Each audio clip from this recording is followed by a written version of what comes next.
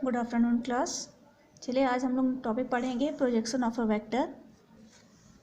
सदिश के प्रक्षेप मतलब अगर कोई वेक्टर दिया हुआ है ए वेक्टर और कोई ए वेक्टर मतलब ए सदिश दिया हुआ है और हमें पूछ रहा है उसका प्रक्षेप बताइए किसी directed line L. Directed line हमारी दिष्ट रेखा एल दी हुई है और हमारा वेक्टर ए जो है वो दिष्ट रेखा से कितना एंगल बना रहा है, कोण थीटा। किस डायरेक्शन में? एंटी क्लॉकवाइज डायरेक्शन में।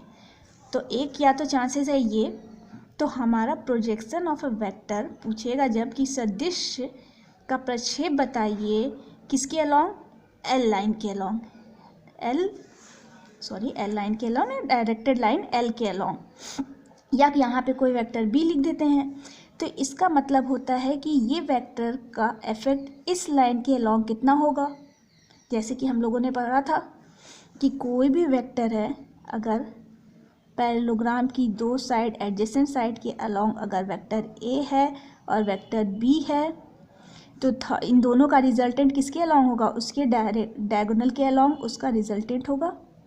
तो मीन्स कोई भी वेक्टर दो भाग में उसके दो घटक होते हैं, अगर उसको हम लोग एक्स एक्सिस के अलोंग और वाई एक्सिस के अलोंग अगर दो घटक निकाल दें, एक्स और वाई, और ये हमारा वेक्टर आर है, तो कुछ यहाँ पे इसका A vector along X axis आएगा, B vector along Y axis आएगा, तो ए प्लस बी जो होगा वही इसका रिजल्टेंट होगा।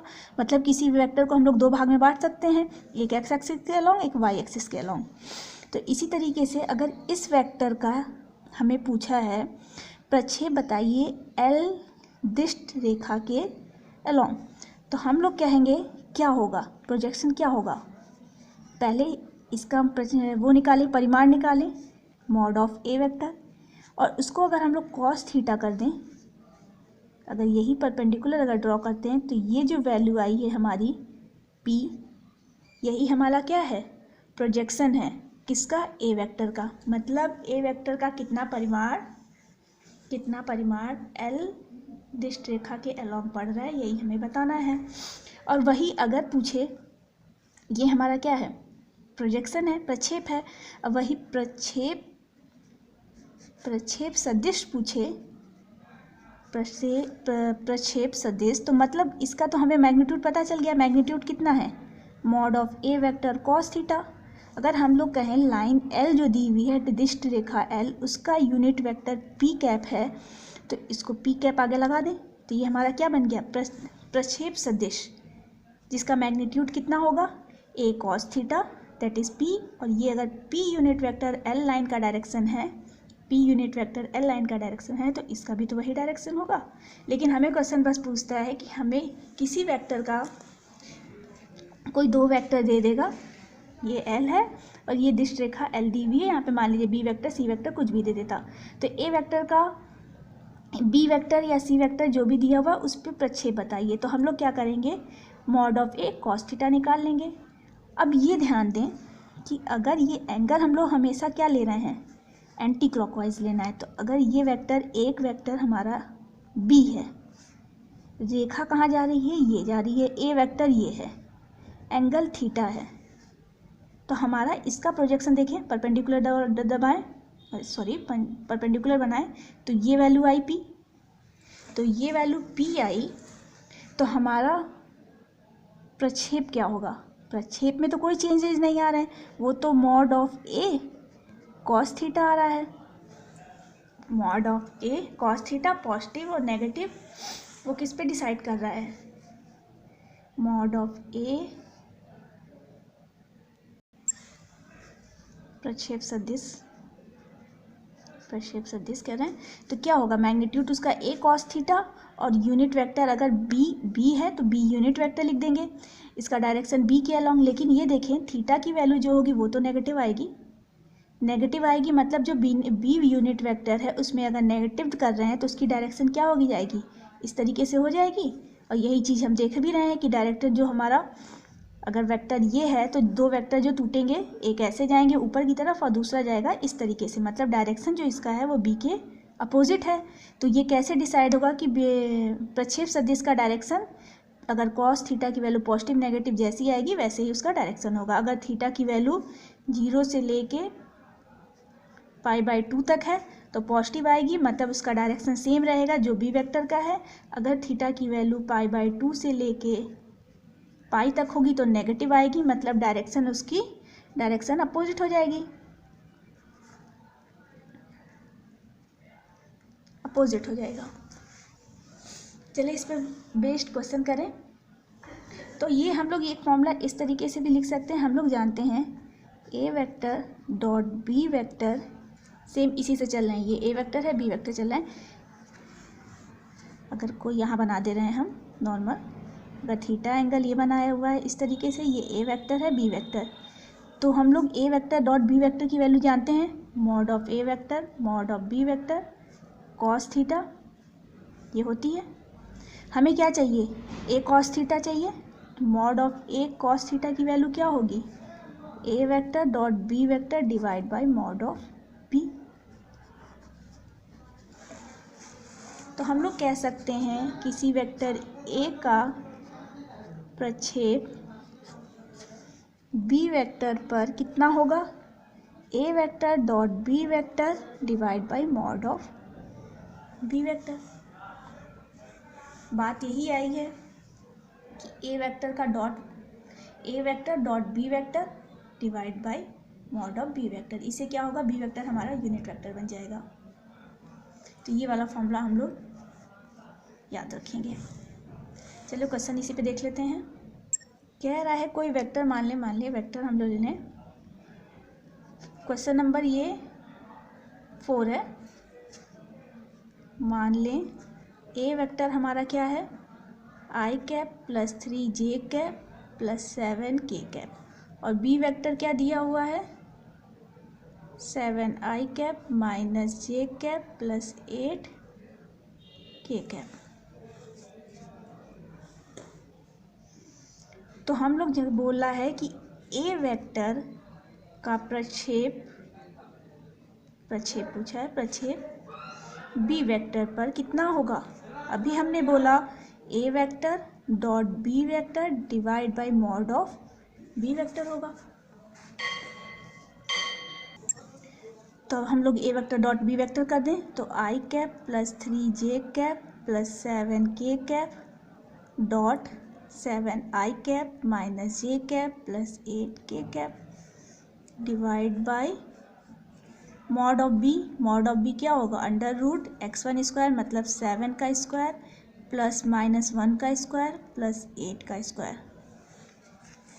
तो वैल्यू हमारी क्या आएगी, i के कंपोनेंट को i से मल्टीप्लाई करना है, 7 into 1 plus 3 into -1 plus 7 into 8 divide by under root 7 से जा 49 प्लस 1 प्लस 8 जा 64। तो कितना आया, 7 में से 3 किया 4, 7 8 जा 56 और 4 60 हुआ, हमारा 60 ऊपर बचा, और नीचे ये 50 जोड़ेंगे तो 114 आएगा ना, 114। तो बी वेक्टर का प्रक्षेप ए वेक्टर का प्रक्षेप बी वेक्टर पे क्या होगा, 60 डिवाइड बाय 140। क्वेश्चन नंबर 5 देख लें। क्वेश्चन नंबर 5 कह रहा है कोई वेक्टर ए, हम एक क्वेश्चन दिखा रहे हैं, ए वेक्टर दिया है 1/7 2i cap plus 3j cap plus 6k cap, और बी वेक्टर दिया हुआ है 1/7 3i cap minus 6j cap plus 2k cap, और सी वेक्टर हमारा दिया हुआ है 1/7 6i cap plus 2j cap minus 3k cap. तीनों का नोमेनक्लेचर हम कर दे रहे हैं, ये बस नॉर्मली दिया हुआ है, 3 वेक्टर ये और ये और ये है, हमने कहा उसे ए और बी है और ये सी है।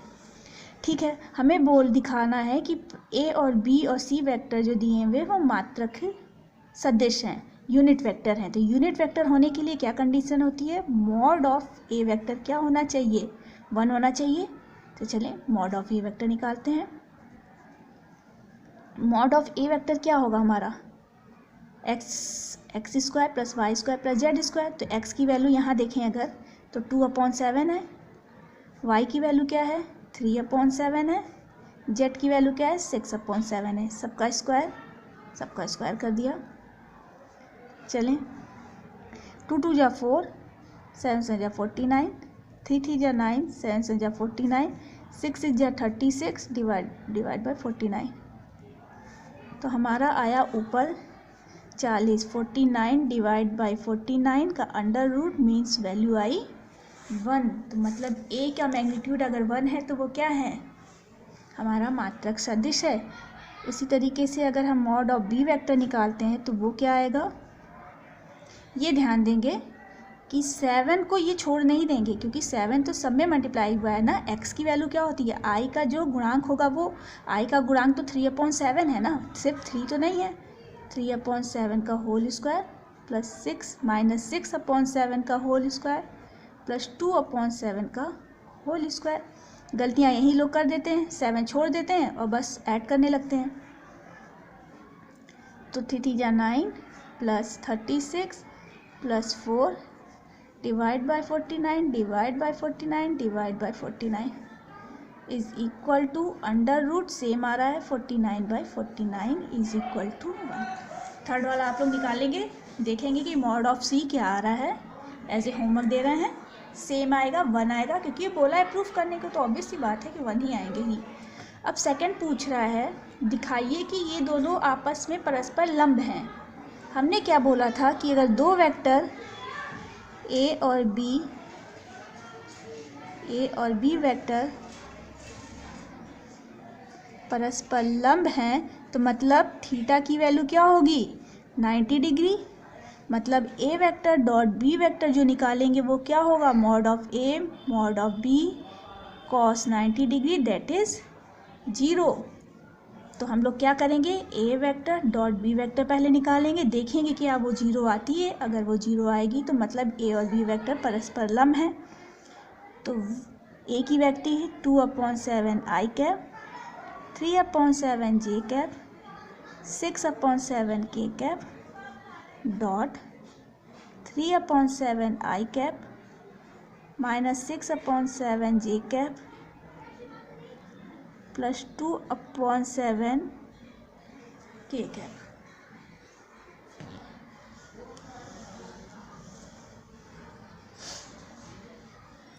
तो यहाँ आएगा 2/7 मल्टीप्लाई बाई 3/7। आई का कंपोनेंट आई के कंपोनेंट से मल्टीप्लाई होता है, वाई का जे का कंपोनेंट जे से, जे कैप का सॉरी, तो माइनस 6/7। फिर के का कंपोनेंट के से मल्टीप्लाई होता है 6/7 इंटू 2/7। वैल्यू क्या आएगी 3 2 जा 6/7 7 जा 49 माइनस 6 3 जा 18/7 7 जा 49 प्लस 6 2 जा 12/7 7 जा 49। वैल्यू क्या आ रही है 18 माइनस 18 मीन्स हमारी वैल्यू सॉरी देख लें एक बार, कुछ किया नहीं है, इसको इससे मल्टीप्लाई किया है, इसको इससे मल्टीप्लाई किया है, इसको इससे मल्टीप्लाई किया है, जैसा कि हमें डॉट प्रोडक्ट बोलता है करने को। तो इसकी वैल्यू आ गई 0। मतलब ए वेक्टर क्या है बी वेक्टर पे परस्पर लंब है। सिमिलरली आप B vector dot C vector को दिखाएंगे कि 0 है, इसे दिखाएंगे लिख दे रहे हैं, और ए वेक्टर डॉट सी वेक्टर को दिखाएंगे कि 0 है। ये दोनों आपको होमवर्क है, पहला एक ये और दूसरा ये। मैंने करने का तरीका बता दिया, एक ही चीज़ बार बार रिपीट नहीं करेंगे, ठीक है। तो इससे हम लोग को क्या पता चला, ए डॉट वेक्टर का कितना एप्लीकेशन हो गया। पहला एप्लीकेशन दो सदिश के बीच का कोण ज्ञात कर सकते हैं। दूसरा है एक सदिश का दूसरे सदिश पे प्रक्षेप ज्ञात कर सकते हैं, प्रोजेक्शन को। और तीसरा है ये दिखा सकते हैं कि ये दो वेक्टर परस्पर लंब हैं कि समांतर हैं। समांतर तो नहीं दिखा पाएंगे, परस्पर लंब दिखा देंगे, समांतर में थोड़ी कंफ्यूजन होगी।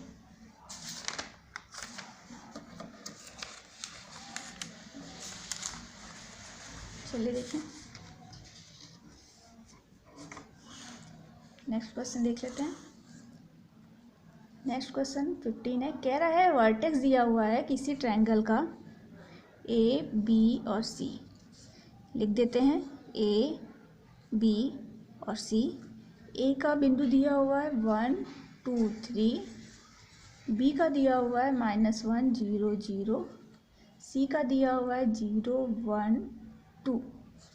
ठीक है, हमें क्या करना है, एंगल ए बी सी, ये एंगल हमें पता करना है थीटा। तो हम लोग जानते हैं दो वेक्टर के बीच का एंगल हम लोग जान सकते हैं। तो सबसे पहले वेक्टर हम क्या लिखेंगे, A B. B A vector ज्ञात करेंगे हम लोग, क्योंकि देखो इसी बिंदु से हमें स्टार्ट करना है, बी कॉमन है और यहाँ से बी ए वेक्टर लेना है, ए बी वेक्टर नहीं लेना है।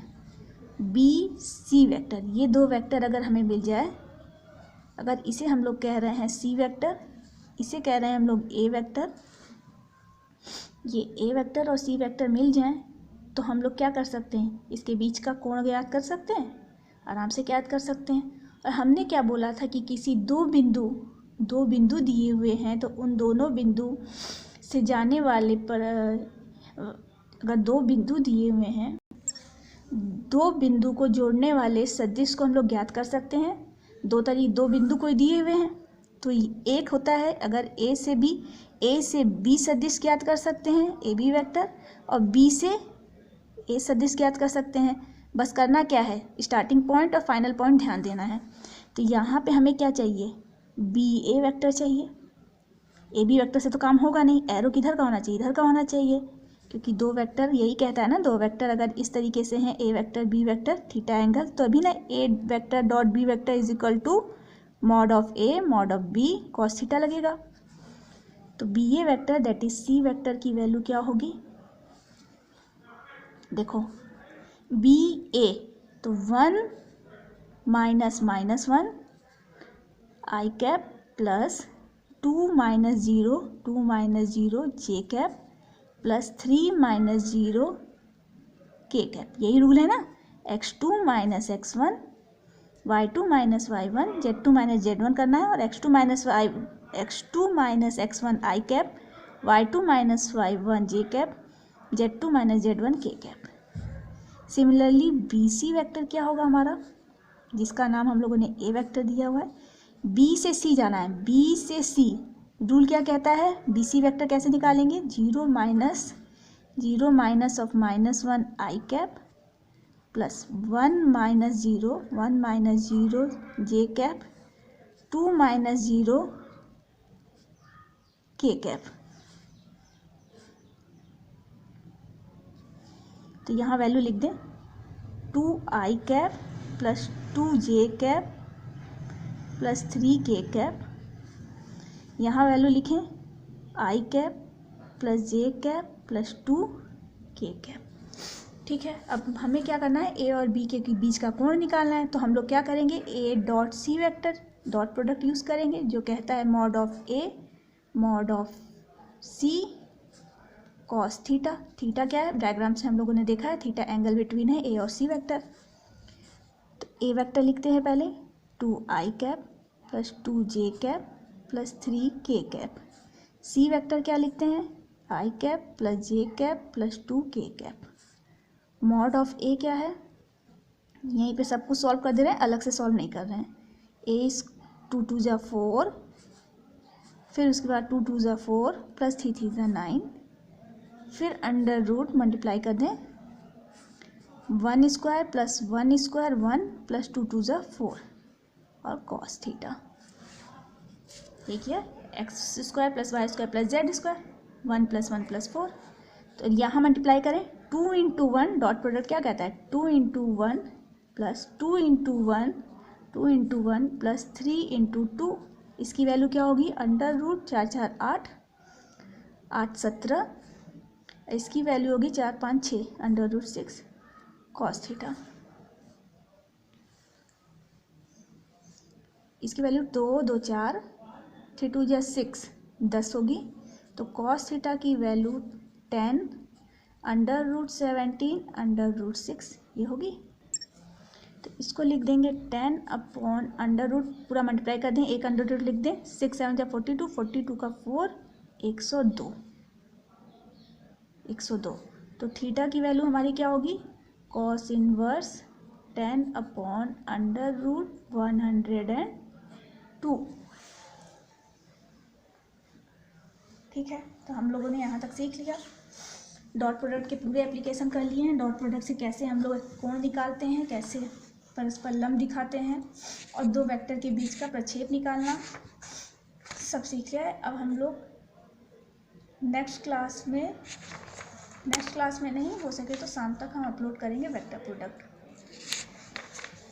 वेक्टर प्रोडक्ट में कितना है,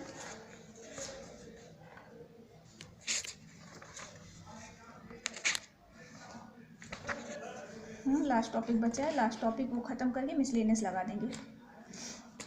ठीक है, अभी एक वीडियो और अपलोड करेंगे जिसमें हम, अभी तो हम लोगों ने क्या पढ़ा, ए वेक्टर इंटू बी वेक्टर, दोनों का मल्टीप्लिकेशन जब हम कर रहे हैं, ए वेक्टर को मल्टीप्लाई बी वेक्टर कर रहे हैं, तो दो चांसेस आती है, एक स्केलर आएगा, अदिश वैल्यू आएगी, दूसरी आएगी वेक्टर। स्केलर क्या होता है, स्केलर वही dot product A dot B, जब भी करेंगे तो हमारा आंसर क्या आता है, डॉट आ रहा है, देख लें यहीं पे, ये वेक्टर डॉट प्रोडक्ट किया तो क्या आया, एक नंबर आया, जो कि एक क्या है, अदिश है। अब हम लोग सीखेंगे दो वेक्टर को जब मल्टीप्लाई करेंगे तो क्या आएगा, उसे हम लोग कहते हैं क्रॉस प्रोडक्ट, उसे लिखते हैं a cross b, cross product. Next class में वो हम लोग पढ़ेंगे। नेक्स्ट क्लास में क्या हो सके तो वीडियो अपलोड कर देंगे।